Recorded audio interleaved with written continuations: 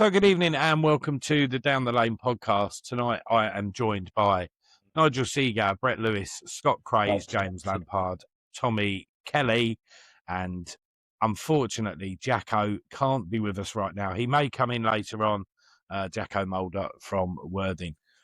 So guys, we was here just over a year ago now trying to predict who was going to win the league, and then obviously we have one that never actually got aired because of editing problems where we tried to pick results. But I think that would be a good thing because the only person that would have made any money betting on them results would have been Brett, because obviously he wanted Boreham Wood to win the playoffs, and I think we got every other result wrong. So yeah, not a good one to air anyway. So yeah, different season for all of us really. So I'm going to start with you, Scott. Obviously, you won the league. You went up. How was your experience of the National League for the first time? Yeah, well, as someone completely unfamous said, it's good to be back. Both on the podcast and back in the National League South. Tough season. A season that I felt that we played with three different squads. The team that started the league was very different to what finished it. I think in the last game we had three squad numbers under 20, which suggests that, as the season went on and more options were tried, we were really starting to get into the point where I was expecting to see number 100 run out.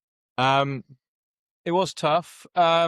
We lost, I can't remember how many games it was, but it was getting on to almost like 20 games where we lost by a 1-goal margin, and I think we conceded something like 17 or 18 goals in the 85th minute or later. So the league table looked brutal for Truro, but it was small margins at the end of the day. In a lot of games, didn't really get battered too much. I mean, we'll come on to this later, but the games against Boreham Wood were relatively hotly contested, like tight games. We came out on the back end of, or the poor end of, all three of those games, including the Worthless Trophy Cup compensation Premier League gift cup, or whatever it's called, in the semi-final to Boreham. But yeah, look, I am genuinely looking forward to National League South again. That's not cope. I enjoyed it more. Of course, we won a lot more games, but even the season before, when we weren't anything special, was more enjoyable just because of the local rivalries. We had no one to play against, really. Yeovil was the nearest, and then it was all around the country. So looking forward to reacquainting with Torquay. But yeah, tough season, a learning thing. I mean, it happened, promotion happened earlier than it perhaps should have done. But lessons have been learned, and we're staying full time. So next season should be good if we get off to a good start. If we don't get off to a good start, then heads will probably roll and fingers will be pointed. It'll be refreshed squad again. Yeah, good stuff. I mean, I think I get what you're saying there. Long journeys, and obviously, Brett, you would have experienced some of them as well. But obviously, from where you are, you're that more central. Indeed. But I mean, I understand that totally, Scott, because obviously we're right on the south coast too. So when we was in the National League, it was very difficult. But we done that with a part-time squad then. So that probably made it even more difficult because, players were literally turning up maybe an hour before the game sometimes. But yeah, very long distances. You had one where Sky Bet decided to put a load of money behind the bar. Was that Gateshead that you went to? And yeah, it was Gateshead, and there were a few others. Yeah, there were a few others that the clubs, certainly the northern clubs, looked after us really well. And I think a lot of clubs really enjoyed coming down to Truro. They probably sensed it more than we did, that it might be a one-time only kind of gig. And, we had some big crowds down there in the end. Certainly went to like the Carlisle, York, Southend games, other teams kind of slip in my mind. But, that division really does feel like, certainly at the top end, like League 3 level now, it's It's, well, everyone's professional. Everyone's got decent playing squads. Everyone's got the backroom guys. Everyone looks at each other, analytics, scouting, spying departments, all that kind of stuff. So you know, what can I say? It was an adventure. Really enjoyed elements of it. The football from our end was, shall we say, functional. A lot of the time, it wasn't particularly exciting. We had the one good win where we beat Morecambe 5-0, but and I think we beat Boston a couple of weeks before 3 or 4-0, and that was probably about 25% of our goals in 2 games. We just struggled to score. Yeah. Sorry, Scott, I just want to correct you a little bit there. You said that we'd beaten you 3 times. We actually drew with you in the league game at your place, 0-0. We beat you at home, Yes. and then we beat you in the National League Cup. Sorry to interject there, but yeah. No, You got a well-earned 0-0 draw against us on the most windiest day I can ever remember, sort of watching a football match. Yeah, no, it tends to be pretty windy. Yeah. It's the only one that's been down to the TCS. It's surrounded by wind turbines, so yeah, that says it all. What would you say was the hardest thing for Truro to adapt at that level? I mean, obviously you've said sort of the top half were sort of a League 3, but what made it difficult to kind of compete with the bottom end to try and get out of the relegation spots, in your opinion? We had our chances. Like, we were in there the whole time, but we would go on these little runs where you're just saying 1 or 2 more results and you're out of it. And every time we got to that point, we then went backwards. And it happened 2 or 3 times in the season where I was looking at the league. And towards the end, we had a 10-day spell where we were played Gateshead, Braintree and Eastleigh. And 2 of those games were at home, and you're saying to yourself, like, if you can get 7 points, this could happen. And I think we lost all 3 games, and at least 2 of them were really late on, like 90th minute plus. And that was the sum of the season, really. In the big moments, we didn't turn up, and as I said previously, the goal scoring was a problem all season. I felt the manager at times was a bit too passive. We played 5 at the back or 3 at the back, depending on how you want to look at it. Far too often, it served us well in the National League South. We lost Jay's Cabia to Grimsby in the closed season, and we had spells where we switched to 4 at the back and looked much more, much more threatening. But it seemed to be in those big moments that we resorted to typing as a load of tortoises. Okay, so we'll move on to you then, Tom. You obviously finished second in that season, in a very tight season where obviously 6 of us could have won it. What's your thoughts on this season for yourself? It hasn't been boring, I can tell you that much. It never is with Torquay United, it seems. Yeah, I think going into the summer, the ambitions were simple. It was to win the division. At least in my mind, it was. Paul Watton, on paper, had brought in a really good squad to start the season. He brought in Louis Dennis from Bromley. Callum Dolan came back to the club. And already established players like Jordan Young in the team. There was Dylan Morgan. And he just, to me, looked like he built a side that was going to really go for it and be up there. And I think we started with a 3-1 win in the opening day against Enfield, where we raced into a 3-0 lead. But the second half of that game, we just didn't look quite right in the second half, and Enfield got one back, and in truth, probably should have got a draw from us in that day. And that kind of left questions as to how are we really going to go for it this season. And the story of our season really is away from home. We started really poorly away from home. I mean, we somewhat ended the curse of Maidstone by getting 2 draws this season. I mean, we still lost in the trophy, but our record against Maidstone, as I'm sure Nigel will attest to, is absolutely abysmal. So to get 2 points out of them this season was pretty good going. But it was really a lot of ups and downs, to be honest. Away from home, we just couldn't seem to get going. and at home we were okay. And then we had a horrible game. We went to Hemel and lost there, didn't really turn up. Then we went to Dorking, where Paul Watton openly admitted he picked the wrong team. He really did. He left Jordan Young out. Dorking absolutely tore us to pieces in the first half. And then we kind of went on a run where we suddenly won 5 in a row, including that 7-0 thrashing against Eastbourne. Sorry, Barry. Yes, thanks for that. You can get your own back later on, son. Don't worry about that. And yeah, we won 5 in a row, went back top, and then we were kind of up there again. But then we had a couple of poor performances in December. We lost to Tunbridge at home, and then lost to Jimmy Bull's Totton for the second time.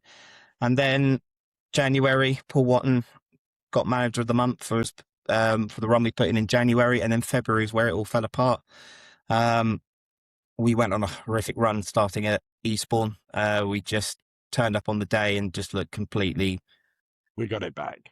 Can I say piss poor? Because that's probably the kindest way of putting it. And it was a team that just looked bereft of confidence. We had some internal issues just before we played Eastbourne at home between 2 players, Dolan and our captain, Matt Worthington. And yeah, we just fell apart against Eastbourne, went to Worthing. We were outclassed. We really were. James Hammond, the goalkeeper, although he made some fantastic saves last season and was a key player in our, second place finish, he made a couple of really bad howlers, and morale just took a dive. And then we got absolutely humiliated at home to Chelmsford, and that was the final straw for the Brink Consortium, who made the difficult decision to sack Paul Watton. And I think Paul is a fantastic guy. I think he's one of football's good guys. I'm glad to see that he's got a chance now at Kidderminster, and I wish him nothing but the best, and I'm sure all Torquay fans do. But I think where we finished last season and how we performed last season was a little bit of a poison chalice for him, because we really overachieved, I think, last season, considering we were in administration the year before, and we basically had 2 players, I think, contracted. So we had to really build a team, and he brought really good players in. But I think just towards the end of his tenure, he just couldn't get the best out of them. And, Torquay United, I mean, big crowds, a fantastic stadium for the level, and the ambitions are high. They really are. And I think a lot of people would have looked on the outside and thought, God, why are they getting rid of Paul Watton when they're 3rd in the division, 4th in the division? But the truth is, the ambition when you're Torquay United in this division is you've got to go for the title. And at that point, Neil Warnock came in on a temporary basis. He's been doing voluntary roles for behind the scenes. He openly admits it as well. Torquay United reinvigorated his passion for football, because he took Notts County to the top flight and got sacked there, and he came down to us and kept us up, and he got back in love with football. So in that respect, it was nice to see him come back and try his best. A bit like Dorking, we had a lot of injuries in there as well, which really hampered our charge. I mean, we went to Dagenham away, Jimmy Bull's first season in charge, and we had 13 fit players to choose from. So that's how bad it got. And thankfully, towards the end of the season, most players came back, and Jimmy Bull got them firing and started scoring a lot of goals. I think we went 4-0 up against Slough early on, and and then we lost to Hemel at home, which ended our title charge, and then got in on the last day, snuck into 3rd place with a win at Tunbridge. So in that respect, is it a season of failure? Probably, because we hadn't gotten promoted this season. But when you take it overall, I mean, what we've gone through as a fan base this season, it's just, there's been a lot of disruption in there.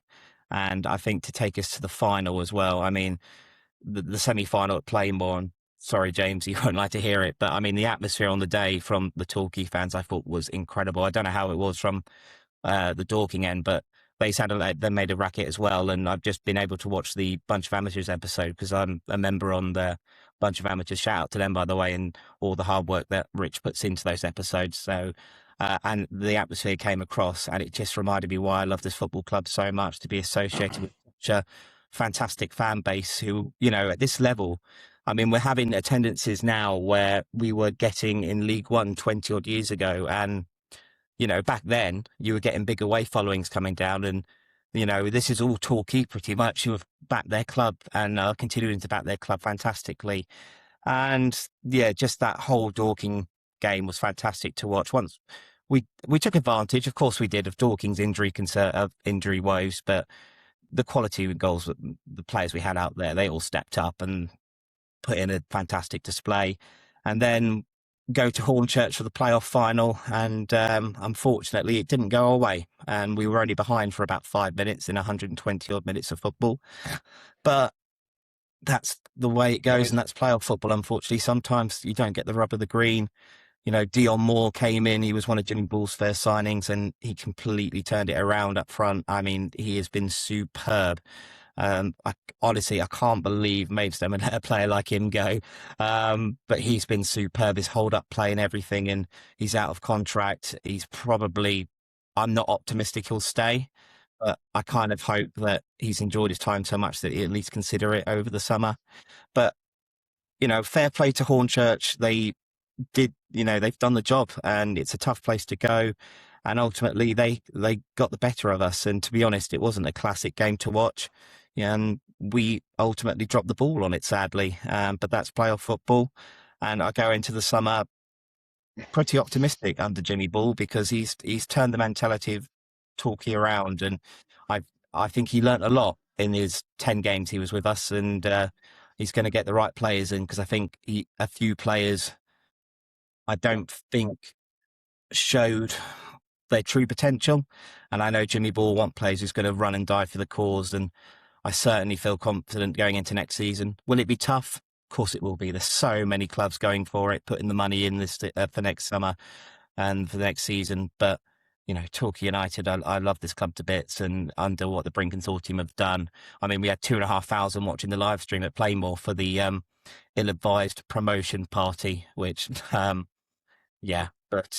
look, at the end of the day, that's what you're in football for. It's the moments, and we've had plenty of moments this season, but in true Torquay style, it's often ended up in disappointment. But we go again, and it's going to be some fantastic fixtures next season, and I'm sure it's going to be another competitive division.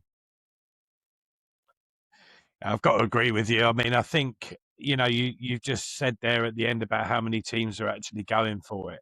I remember non-league football 10, 15 years ago, where teams would just stabilise themselves for 2 or 3 years, and then they'd have that one season where they had a gamble at trying to go up. And if it didn't work, then it'd be back to sort of stabilising yourself again for another sort of 2 or 3 years. But as much as Scott said earlier that the National League is more like a Division 3 now, for me, the National League South is like the old Division 4. And, most of the teams there are even if they're part-time, they're throwing some serious money. It's getting coverage on the telly.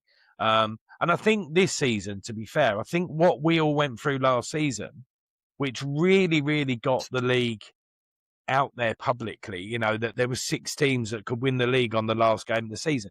And I think that was where a lot of investment came into the league, which made it harder for everybody this year, because, I mean, there were teams that came to us. I know that, you didn't expect them to be half the team they were.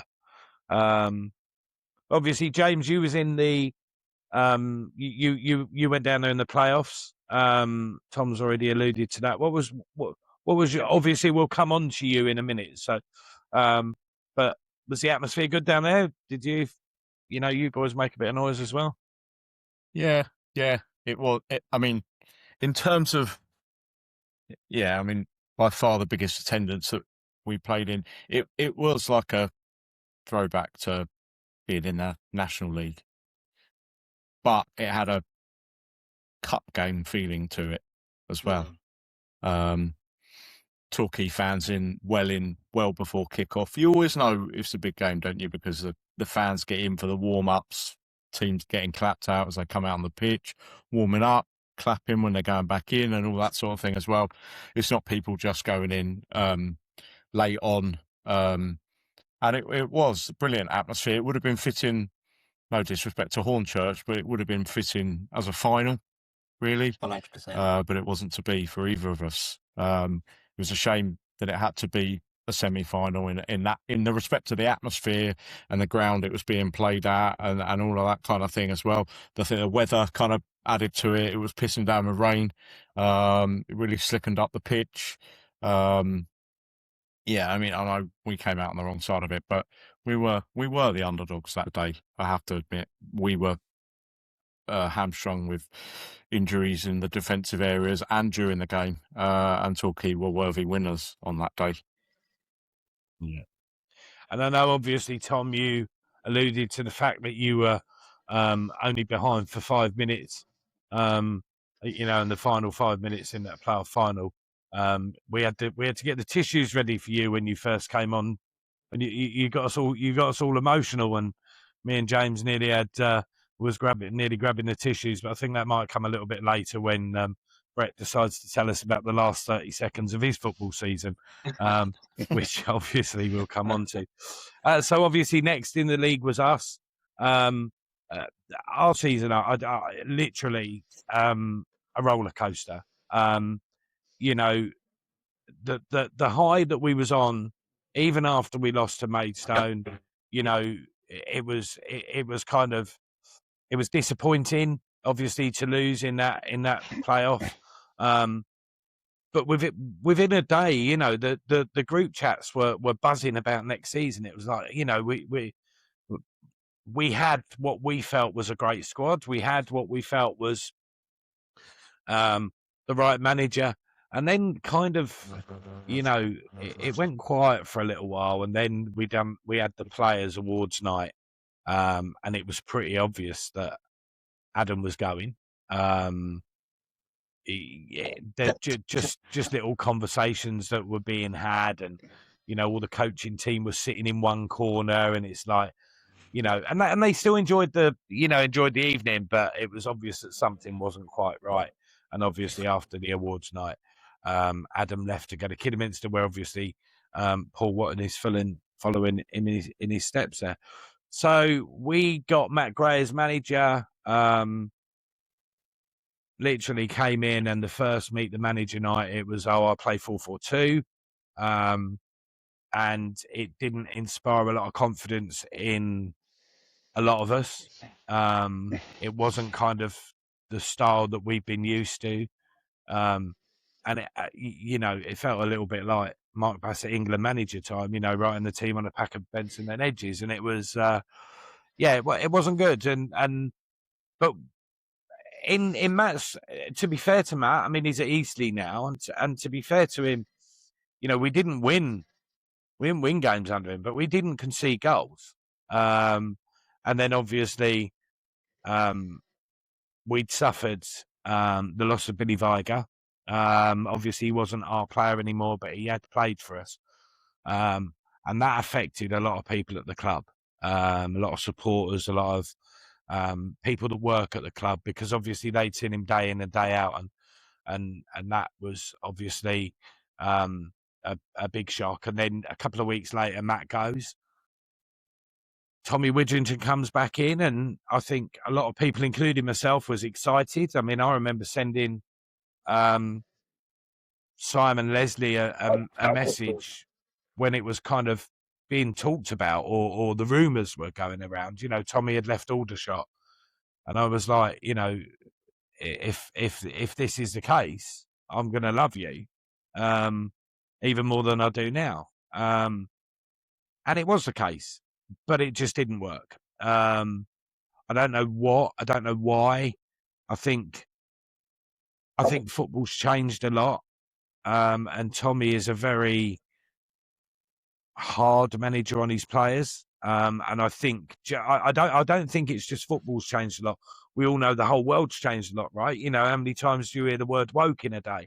And I think that it was just, probably within a few weeks there were murmurings about how Tommy was handling his players, but then we got some really good wins out, behind Tommy. I mean, I still say that I've been watching Eastbourne now for, north of 30 years, and I would still say that one of my best away days was Dover away, when we went down there and beat them 5-2. It was, it was just and that was the story of our season. We got Dick 7-0 down against you, Tom, and then the next, the next game we smashed Hampton 6-0 at home, and looked like world beaters, and then we were on a bit of a run or a bit of a bad run, and then we start picking up points, and we go and beat Dover 5-2, and Dover were on a good run at the time. They were doing all right, and it was silly. And then even towards the end of the season, we had you two, Tom and James, and obviously you came down and we beat you 4-2, and I think James would be open in saying that. You came down and beat us, James, but we weren't, we certainly weren't a bottom of the table side. It wasn't, you were up the top, and it was a close game of football. I know and so I think the problem with Eastbourne this year, we had the team, we had the players, and in some respects, at times, we probably had the right managers. But it just never all gelled together. I think if you could have put all them pieces, together at one point, then our season would have been so much better. And obviously, Robbie Blake was in charge when you two came up to us in temporary charge because Tommy had gone. After that, we went down to Salisbury and lost 2-0. And 2 days later, Steve King's in. And I don't know if that was a bit of a gamble from the club in respect of, can we get another new manager bounce? Because Robbie had won, I think Robbie won 3, including the Senior Cup game, but league games 1, 2, and drew 1 out of 4 or 5. And I don't know if the hierarchy at the club thought maybe we can get a new manager bounce out of Steve. But that just didn't work. We struggled. We struggled under Steve King, but he has been brought in obviously for this season. But to finish bottom of the league, not what I wanted. But we've and there was a lot of animosity at the club towards the end. But we've kind of, you've got to forget that now, right? We're football fans. If you can't let it eat you up, because it is what it is. We can all say what we like about last season. It ain't going to change the fact that, come August, we're going to be lining up for a home or away game in the Isthmian Premier for our first game of the season. So that's where we are. Yeah. And if anyone's got any questions, fire them at me. Which away day are you looking forward to next season, Barry? Well, I mean, Lewis Shy Talk. There's Burgess Hill. I think it's going to be a good one. I mean, to be fair, they're a lot closer, which is nicer. And then it'll be nice to go back to these grounds, but for me, it's always going to be tinged with sadness that we're not coming down to Torquay, because even though when we came down to you, we got Dick 7-0 and I left after 35 minutes. My car was broken into on the Saturday night.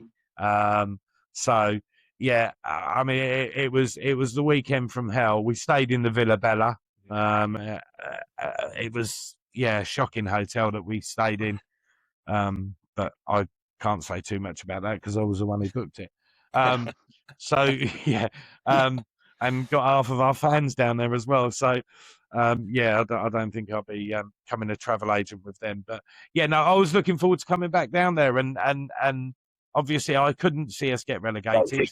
The day that we were playing Tunbridge at home, I went and sat with James and watched